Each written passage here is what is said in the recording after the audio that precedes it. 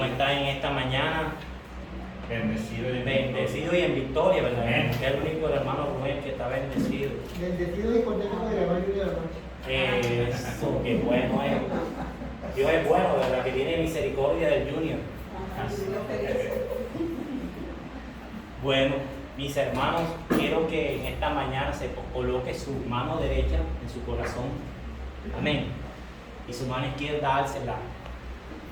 En acción de dependencia de hoy, dígale al Señor: Padre, háblame hoy. Quiero que edifiques mi vida con tu palabra en el día de hoy. Abro mi corazón, Señor, para que seas tú llenándolo de ti, amado Dios. En Cristo Jesús, amén y amén. Aleluya. Dios es bueno. Amén. Amén. Todo el tiempo Dios es bueno. Cuando estábamos realizando, o nos reunimos para realizar el cronograma de este año, llegamos a un punto estábamos hablando de alguien que hubiese sido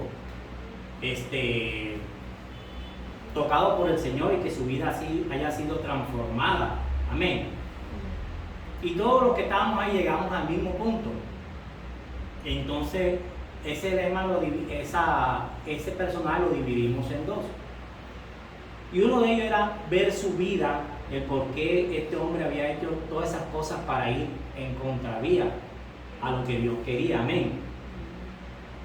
Y cuando dijeron, no, que uno de los nombres o de los títulos vamos a colocar en contravía, mi esposa, nuestra amada pastora, dice, no, que la deje el pastor porque él conoce lo que es de normas de tránsito.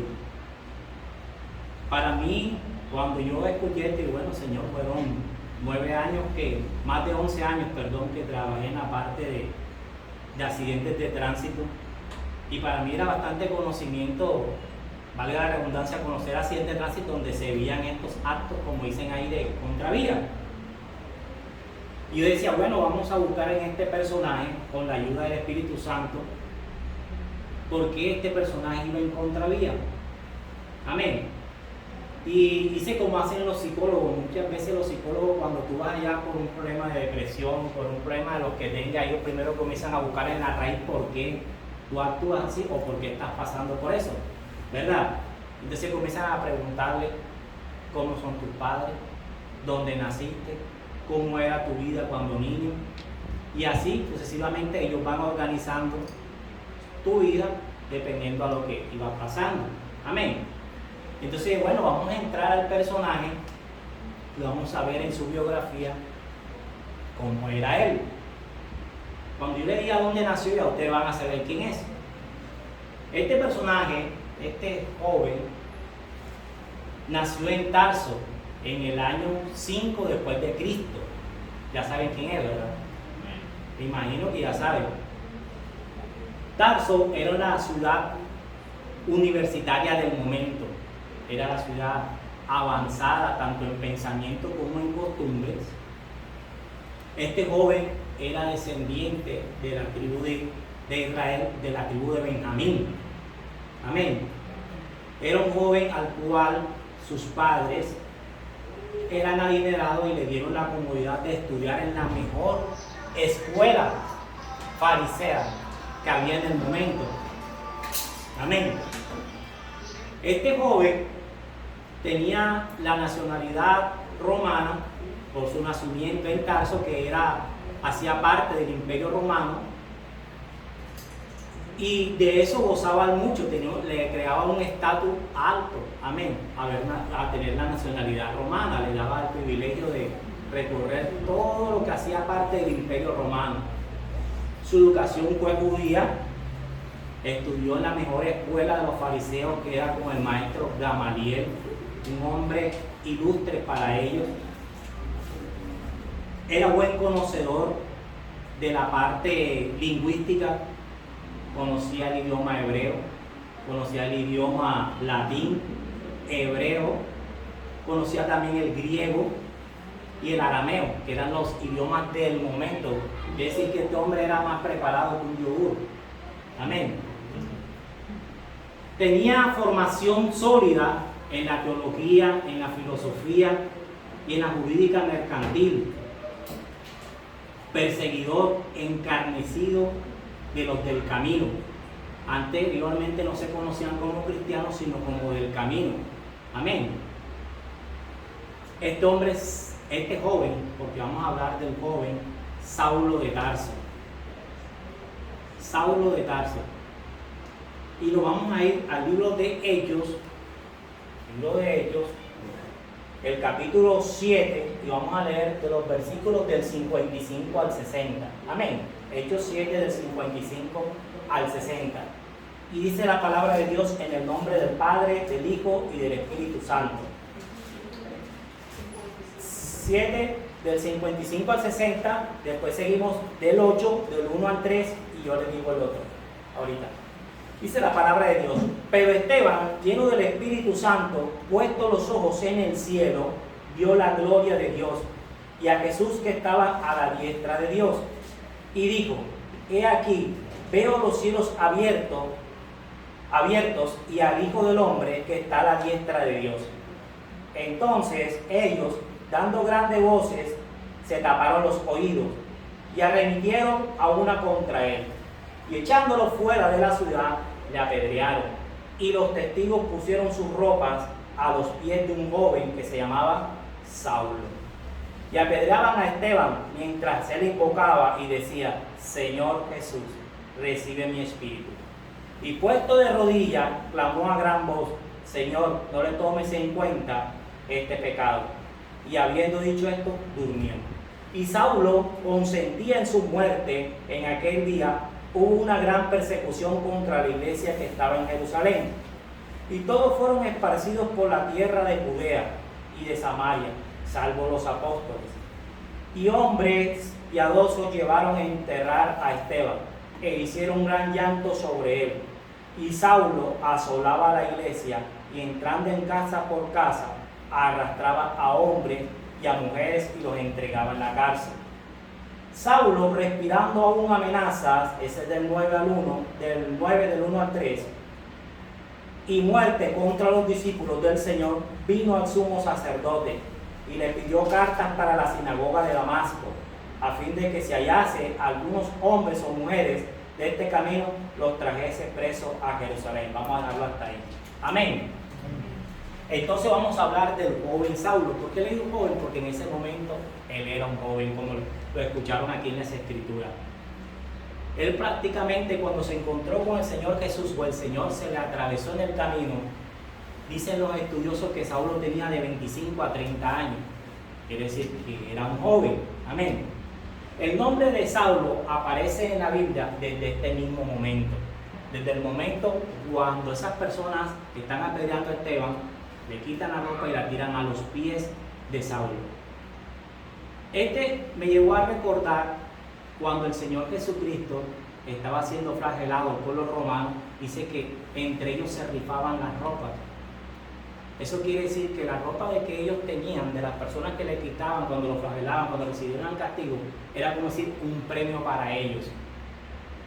Para mí esto me quiere decir que Saulo tuvo que ver con que Esteban lo estuvieran apedreando. Amén. Esteban, antes de ser apedreado, él se encontraba en la sinagoga, compartiendo la palabra, hasta que se encontró, dice, con unos fariseos y con unos escribas, y comenzaron a contravertir la palabra, lo que siempre veíamos en el libro de Hechos. Y dice la palabra de Dios que lo sacaron de la sinagoga y comenzaron a apedrearlo. Pero a mí me llamó la atención algo que dice en el 8:1, dice: y Saulo consentía en su muerte. Saulo consentía en su muerte. ¿En la muerte de quién? De Esteban. Cuando yo busco en el original griego, me dice que la palabra que aparece ahí, consentía, era eudoqueo.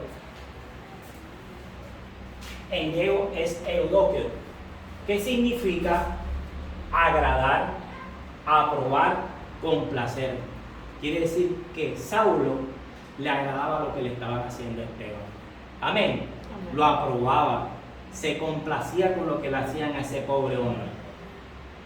Quiere decir que Saulo en ese momento estaba más desubicado que la mamá del chavo. porque nunca estuvo con el chavo, ¿verdad?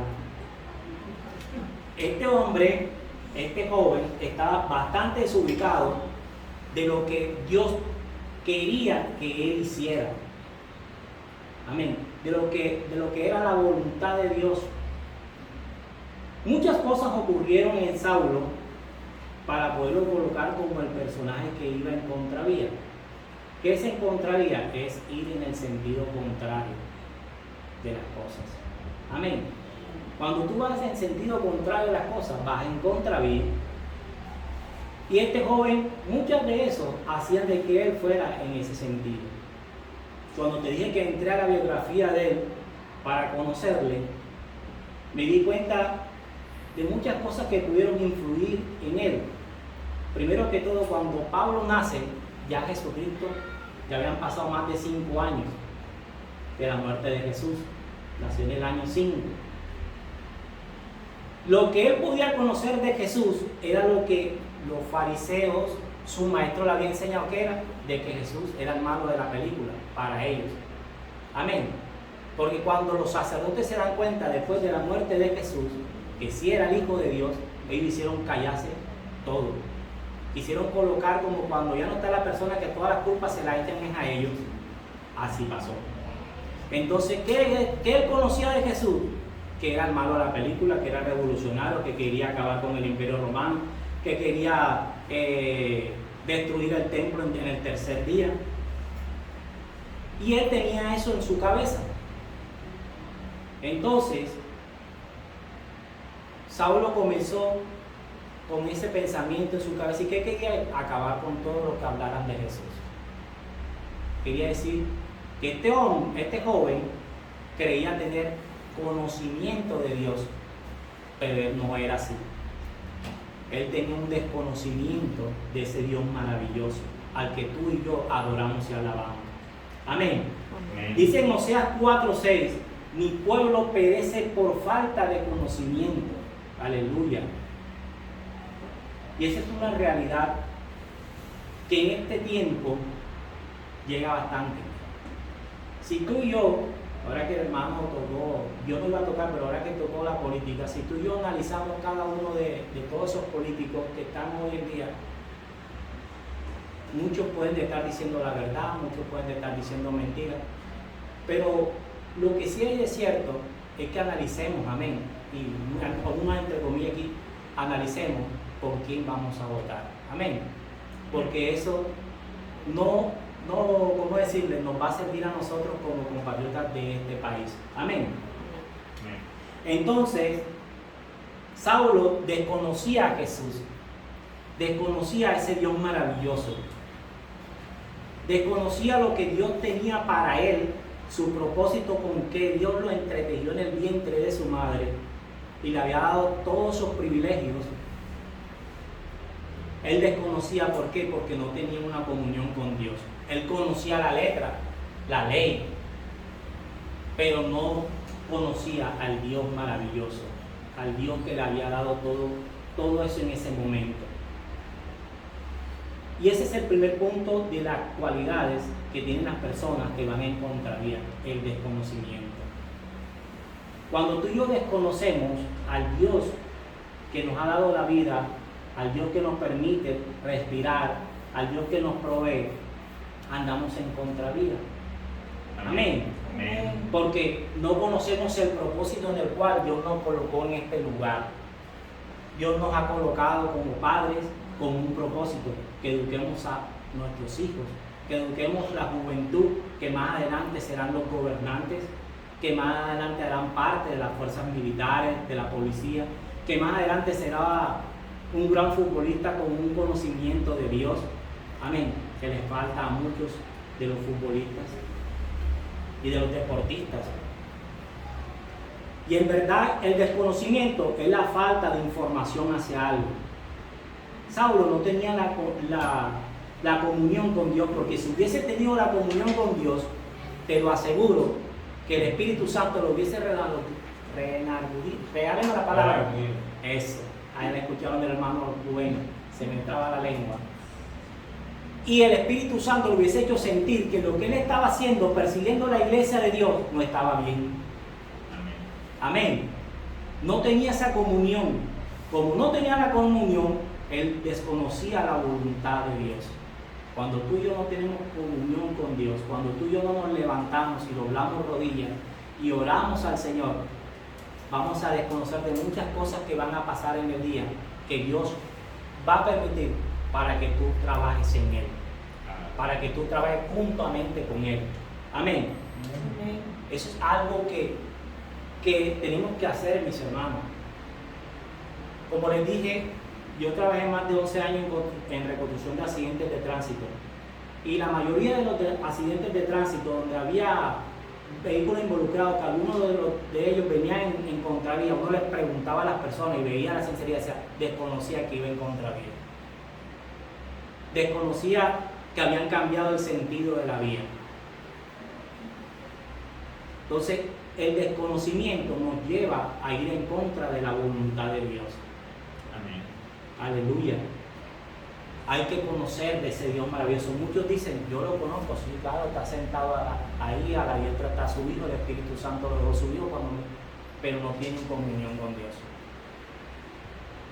Es algo importante, mis hermanos, en estos días, que la venida de Cristo está cerca, que venimos tocando sobre el siervo infiel, venimos tocando sobre el siervo, el otro cuál es, para ver si recuerdan, el infiel, el vigilante. Amén.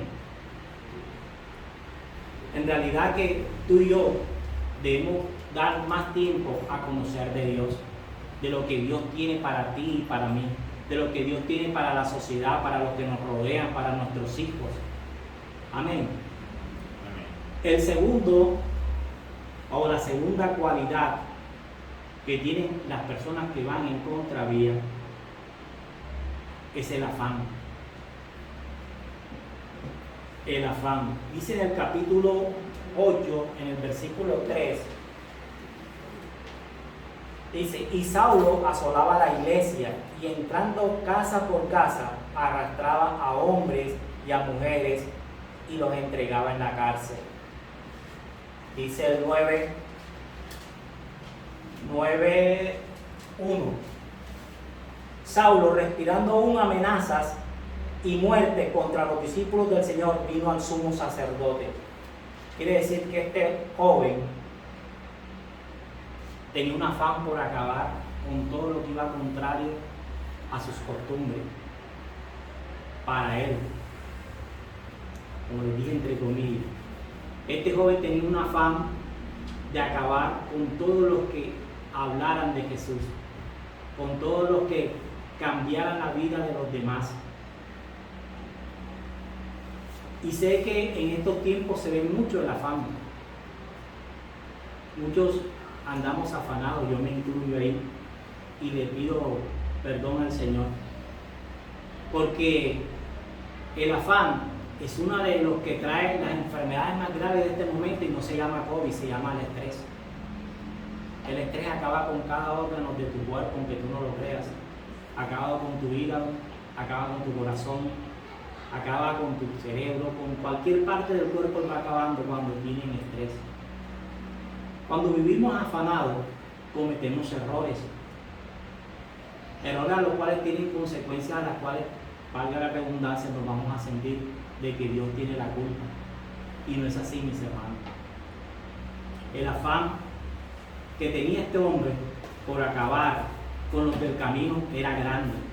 Primero que todo, él recibía, era amigo del Sanedrín del momento, de los líderes religiosos del momento, los cuales eran regidos, valga la redundancia, por el Imperio Romano.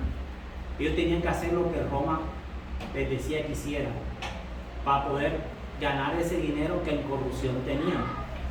Desde ese tiempo se veía la corrupción, y muchos años más atrás también se veía. Entonces, él vivía con el afán de lo que tenían los sacerdotes, de que él acabase con toda esa gente, y con el afán que él tenía de sentir para él que esos hombres estaban llevando la contraria a lo que él creía que era lo que Dios tenía para ellos. No sé cuántos de los que están aquí también viven afanados. El afán nos lleva, como les dije ahora, a cometer muchos errores. Nosotros, mi familia, vivimos en Olaya, mi hija estudia en el americano.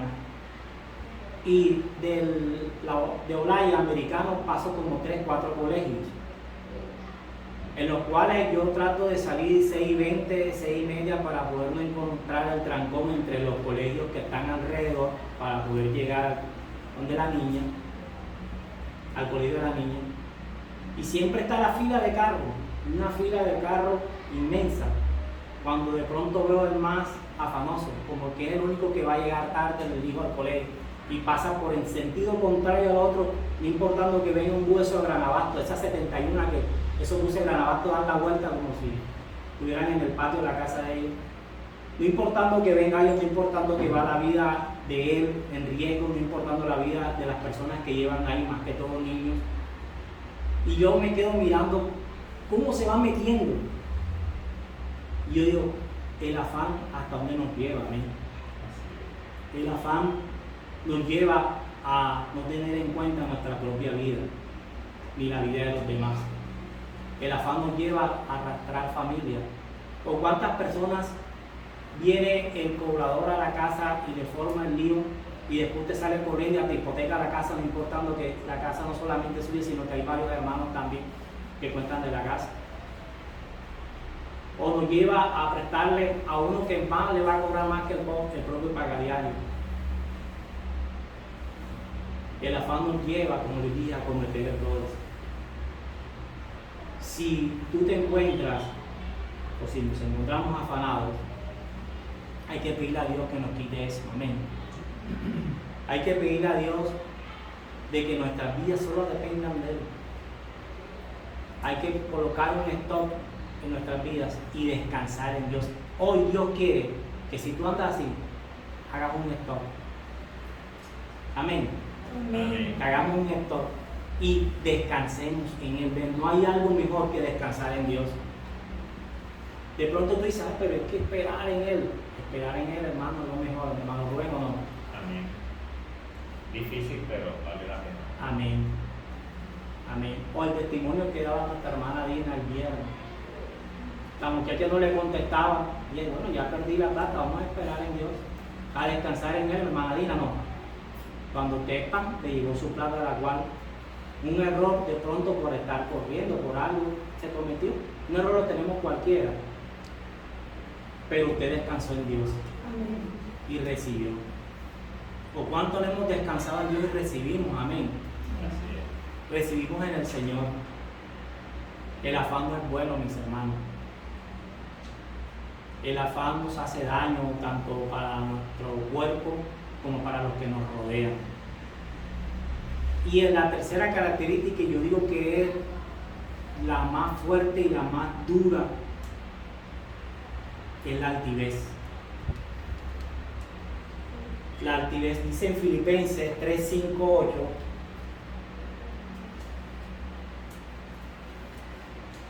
Dice la palabra de Dios, Filipenses 3, del 5 al 8, perdón.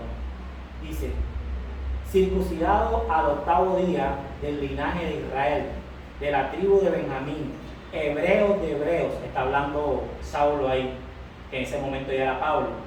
En cuanto a la ley, fariseo. En cuanto al celo, perseguidor de la iglesia. En cuanto a la justicia, que es la ley irreprensible. Pero cuántas cosas eran para mí ganancias, las he hecho estimado como pérdidas por el amor de Cristo. Y ciertamente aún estimo todas las cosas como pérdidas por la excelencia del conocimiento de Cristo Jesús, mi Señor, por amor del cual lo he perdido todo y lo tengo por basura para ganar a Cristo. Amén. Amén. Pero antes de eso, Pablo dice, aunque yo tengo también de qué confiar en la carne, si alguno piensa que tiene que confiar en la carne, yo más. Quiere decir que todas estas cualidades que él menciona ahí, hebreos de hebreos, fariseo, circuncidado, ese era el ego de él. Dice en Gálatas que él mismo coloca que era el más aventajado entre los fariseos. Quiere decir que este hombre Saulo tenía el ego tan grande que él se sentía superior a todos los que hacían parte de sus costumbres como judío, como fariseo, como hebreo. Era un joven cuando yo estaba buscando biografía y encontré que decía de que los padres eran adinerados o estaban cómodamente y que lo colocaron a estudiar en la escuela más grande que había sobre las costumbres judías. Muchas veces nosotros cometemos el error de decir, yo le daré a mis hijos lo que mis padres no me dieron. Y ese es un error. Amén. El decir eso, dígale, Señor, ya no voy a volver a decir eso. Porque esa es forma de desagradecimiento contra tu papá y tu mamá, que hicieron todo lo imposible para que tú y yo comiéramos. Para que tú y yo hoy tuviéramos para vestir, para que tú y yo hoy tuviéramos un estudio. Cuando volvamos a decir eso, mejor dile, yo le daré a mis hijos hasta lo que Dios quiere que yo les dé. Amén. Hasta lo posible que Dios coloque en mis manos para dar. Yo también me sentía así, decía mi papá, ¿cómo se sentirá cuando le digo así, que yo le daré a mis hijos lo que ellos no me dieron? Ese ser desagradecido. Porque ellos, bajo todas las cosas, dieron lo que pudieron dar, porque eran lo que tenían en el momento. Amén. Entonces, amén. De ahora en adelante diremos así, yo le daré a mis hijos lo que mi Dios me dé para darles. Amén. Y creo que suena mejor, ¿verdad?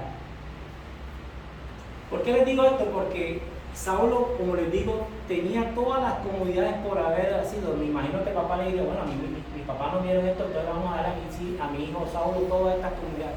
Eso le hace daño a los hijos. Ellos tienen uno de con humildad decirle cómo se ha ganado cada cosa que tú le das. Si hoy me compraste un juguete, mira papi, porque Dios me dio la provisión para yo comprarte ese juguete. Hoy estudias en un buen colegio porque Dios me provee todos los meses la mensualidad para pagar. La altivez es dañina en el ser humano. Dice la palabra de Dios en el Salmo 138, porque Jehová es excelso y atiende al humilde, mas al altivo lo mira de lejos, ¿verdad? Y ahí dice, lo trata a distancia, quiere decir que lo tiene así. Pero en cambio el humilde, cuando tú te humillas, cuando tú y yo nos humillamos, el Señor se manifiesta en nuestras vidas grandemente. Y tú dirás tantas cosas, y yo, pero ¿dónde salen tantas cosas de parte de Dios de mi vida? Es porque tú estás humillado ante Él. Amén. En estos días estaba viendo, antes que comenzara la guerra, que estaban visitando a Putin. Yo vi una escena que me llamó tanto la atención. Vi a un gobernante de una Rusia poderosa sentado en una mesa que medía como unos 20 metros. Y él estaba en una punta acá, y Macron, el presidente de Francia que lo voy a visitar, estaba allá en la otra punta. Y decía, pero esa mesa tan grande, ¿para qué? Lo atendió en una mesa como para 30 personas y estaba uno en una punta y el otro en otra punta. Con eso le estaba diciendo, ¿sabes? Yo soy superior a ti. Por eso le estaba diciendo, mi nación es más poderosa que la tuya. Es el grado de altivez de este hombre. Y yo desconozco lo que Ucrania haya hecho que Putin se haya molestado y haya hecho todo lo que está haciendo, desconozco. Pero sí he escuchado de lo que es Putin. Y ver la altivez de este hombre, a la cual no le importa que mueran inocentes, ni muera tanta gente a la que desconoce por qué lo hace. Y decía, en verdad la altivez, ¿cuánto daño hace para la sociedad? ¿Cuánto daño hace para la humanidad? Amén. Mira, no es tanto cuando tu hijo muchas veces, sé que ha pasado porque ha pasado en casa, y ellos alzan la voz y gritan, quieren tener autoridad, tú siempre trátalo que bajen, porque si no lo haces, vas a crear personas altivas, personas arrogantes, personas a las cuales van a tener a Dios no como amigo, sino como enemigo hacia allá, hacia un lado. Amén. Amén. La altivez hace mucho daño en la sociedad. La altivez te hace ir en contravía porque es tu voluntad la que va a prevalecer, no la voluntad de Dios ni la voluntad de los que te quieren corregir o hacerte algo bien para ti. El altivo está Dios aquí y el altivo está más arriba siempre que Dios para ellos. En verdad que cuando el Señor me dio la oportunidad de conocer y de ver el texto de lo que era Saulo, menciona a Saulo hasta ahí. Después de la conversión sigue mencionando el nombre de Saulo, pero ya no era Saulo, valga la redundancia, ya era Pablo, antes de encontrarse o antes que el Señor se atravesara en su camino. No quería tocar eso, la conversión de Saulo a Pablo, porque no era necesario para saber qué era lo que iba en contravía, porque conocemos lo que es la vida de Pablo, ese hombre al cual Dios lo usó con ese privilegio de tener esa nacionalidad romana para transportarse por todas las naciones que hacían parte del imperio sin tener ningún problema de hacerlo. Ese hombre que Dios utilizó para llevar el evangelio a nosotros, a los gentiles. Amén, porque si hoy conocemos la palabra de Dios porque Jesús lo usó a él. Amén. Porque si Pedro lo que hacía era hablarle a los judíos y todo se organizaron fue para los judíos, pero Dios lo llamó. Y si lo pueden ver, mismo en la conversión, en el capítulo 9, después que el Señor se le aparece, pueden ver de que Pablo, en ese momento, lo que tenía el Señor para él, el propósito era que le hablara a reyes, que le hablara a los gentiles. Por eso se llamaba el apóstol de los gentiles. Gracias a él, que el Señor lo usó para que tú y yo conociésemos de ese Dios maravilloso. Y ver lo que todo este joven hizo porque fue en su juventud. ¿O cuántos de nosotros no vemos jóvenes a los cuales van en contra de lo que los padres quieren? Amén. Cuando vemos esas imágenes, vuelvo a las imágenes, de esos cuartos de milla a los cuales van jóvenes en moto, ya no bastan en que van en el mismo sentido de los vehículos, alzando la moto y compitiendo, sino que ahora lo hacen en contravía a los vehículos que vienen. Quiere decir que ya ¿cómo le explicara? Como que ya su ego de que yo soy el mejor conductor de moto, que yo la alzo, que hago pique y todo, ya sobrepasa a las cosas que son normales, porque antes lo hacían del mismo sentido de los vehículos, ahora vienen en sentido contrario de los vehículos. Tenemos una juventud a la cual tenemos que orar grandemente, una juventud a la cual va en contra de las cosas que Dios quiere para ellos. Amén. Entonces, mis hermanos, nos queda una tarea. Si en ti y en mí hay desconocimiento de Dios, hay que pedirle a Dios que nos muestre más lo que es Él para nosotros. Amén. Lo que Él tiene para ti y para mí. Cada uno de nosotros tiene un propósito en Dios. Amén. Dios no va a permitir que tú estés en el vientre 9 meses de tu madre sin no tener algo para ti. Amén. Segundo, dejar el afán al lado. A un lado, sácalo de ahí, de tu vida, la ansiedad, y hazle el stop que te dije por un momento y dile: Señor, ¿qué es lo que tú tienes para mí? Yo no puedo seguir viviendo afanado porque mi familia quiere que yo corra para buscar las cosas. Yo no puedo vivir afanado porque la sociedad quiere que yo esté así. No. El mismo afán nos hace pensar de que venga la quincena rápido para que me paguen. Amén. Esperemos en Dios. Y último, la altivez. La altivez, que si la tenemos, decimos: Señor, quiero que quite eso de mí. Eso hace mucho daño a mi vida. Amén. Amén. Entonces, mis hermanos, para finalizar, cuenta la historia que una vez un señor salía de su casa con su amado hijo, se montó en su vehículo, salió en el carro, iba escuchando música, cuando de pronto la música la detienen y comienza una mujer, una periodista, a hablar. Alerta, alerta, viene un vehículo en contravía sobre la circunvalar. Puede ocasionar un accidente. El vehículo viene a alta velocidad. Y dice el conductor que va con su dice, si fuera uno, son muchos los que vienen en contravía. Este hombre, como les dije, sale con su hijo y él hacía sentir lo que sentimos mucho, que son otros los que van en contra de nosotros. Amén. Este hombre venía con su hijo arriesgando su vida, creyendo él que los demás eran los que iban en sentido contrario a él. Creyendo él de que los demás eran los que iban en contravía y no era él. Eso pasa, mis hermanos. Cuando vamos en contravía creemos que son los demás y no somos nosotros. Padre, te damos gracias en esta hermosa mañana. Gracias por tu amor, por tu bondad, por tu fidelidad.